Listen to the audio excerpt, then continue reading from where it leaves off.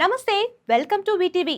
ఇంతకు ముందో లెక్క ఇప్పుడో లెక్క స్మార్ట్ వర్కింగ్తో ముందుకెళ్లాల్సిందే అంటున్నారు సీఎం రేవంత్ రెడ్డి. పలు కీలక అంశాలపై రివ్యూ చేసిన సీఎం టీజీ అంటే టెక్నాలజీ అనేలా ముందుకెళ్లాలంటున్నారు సీఎం రేవంత్ రెడ్డి. రైజింగ్ హైదరాబాద్ ను గ్లోబల్ సిటీకి చిరునామాగా అభివృద్ధి చేయాల్సిన అవసరం ఉందన్నారు.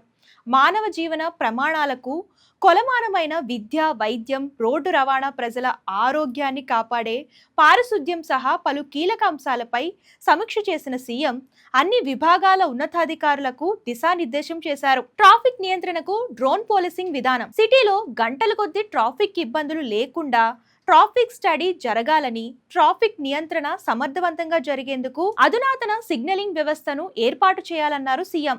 సిటీలో ఉన్న అన్ని జంక్షన్లను కమాండ్ కంట్రోల్ సెంటర్కు అనుసంధానం చేయాలని చెప్పారు. గూగుల్ సహకారంతో ట్రాఫిక్ ఇబ్బందులను అధిగమించే ప్రణాళిక వెంటనే అమలు చేయాలని సీఎం పోలీస్ విభాగాన్ని ఆదేశించారు. అలాగే ట్రాఫిక్ నియంత్రణకు డ్రోన్ పోలీసింగ్ విధానాన్ని అమలు చేయాలన్నారు. వెంటనే డ్రోన్లను కొనుగోలు చేయాలన్నారు. ఇక సిటీలో వర్షం పడితే ట్రాఫిక్ గంటల కొద్దీ ఆగిపోతుందని, జంక్షన్లలో నీళ్లు నిల్వకుండా వాటర్ హార్వెస్టింగ్ వెల్స్ ను నిర్మించాలన్నారు. సిటీలో డ్రైనేజ్, మ్యాన్ హోల్స్ క్లీనింగ్ రోబోలను వాడాలన్నారు. యంత్ర పరికరాలతోనే క్లీనింగ్ జరగాలని సీఎం ఆదేశించారు. నిరుపయోగంగా ఉన్న ప్రభుత్వ భూములను కాపాడేందుకు డిజిటల్ ల్యాండ్ డేటాబేస్ విధానం అమలు చేయాలన్నారు. అలాగే పిల్లలకు బ్రేక్ఫాస్ట్, స్నాక్స్ తో పాటు ట్రాన్స్పోర్ట్ అందించాలని సూచన. కోర్ అర్బన్ సిటీ డెవలప్మెంట్ లో భాగంగా ప్రాథమిక విద్యను అందరికీ అందించే సంస్కరణలను ముందుగా అమలు చేయాలన్నారు సీఎం.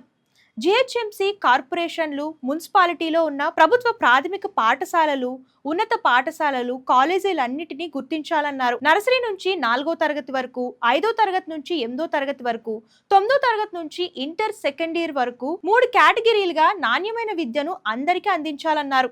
అలాగే పిల్లలకు బ్రేక్ఫాస్ట్, లంచ్, స్నాక్స్ కూడా స్కూల్లోనే ఇస్తూ ప్రభుత్వం తరపున ట్రాన్స్పోర్ట్ అందించాలన్నారు. దీంతో పేద మధ్యతరగతి తల్లిదండ్రులపై ఫీజుల భారం తగ్గుతుందని, ప్రభుత్వం అందించే నాణ్యమైన విద్య పిల్లల భవిష్యత్తుకు దోహదపడుతుందని అన్నారు. పార్కుల అభివృద్ధి చేయాలని సీఎం ఆదేశాలు. సిటీలో ఉన్న పార్కులన్నిటినీ పిల్లలను ఆకట్టుకునేలా, వారికి ఆహ్లాదంగా ఉండేలా అభివృద్ధి చేయాలని సీఎం అన్నారు. ఇప్పుడున్న పార్కులన్నీ సీనియర్ సిటిజన్లకు, వాకర్లకు పనిచేసేవిగా మారిపోయాయని అన్నారు. అన్ని పార్కుల్లో చిల్డ్రన్ జోన్తో పాటు పిల్లల ఆటపాటలకు వీలుగా ఆకట్టుకునే ప్లే జోన్లు అభివృద్ధి చేయాలన్నారు. మరి ముఖ్యంగా హైదరాబాద్ సిటీను డ్రగ్ ఫ్రీ సిటీగా తీర్చిదిద్దేందుకు కఠిన చర్యలు అమలు చేయాలని సీఎం ఆదేశించారు. చర్లపల్లి జైలు ప్రాంగణంలోనే రీహాబిలిటేషన్ సెంటర్ నిర్మించాలని అన్నారు. సెంటర్ నిర్వహణ, పర్యవేక్షణకు ఎక్స్ మిలిటరీ అధికారుల సేవలను వినియోగించుకోవాలని సూచించారు సీఎం.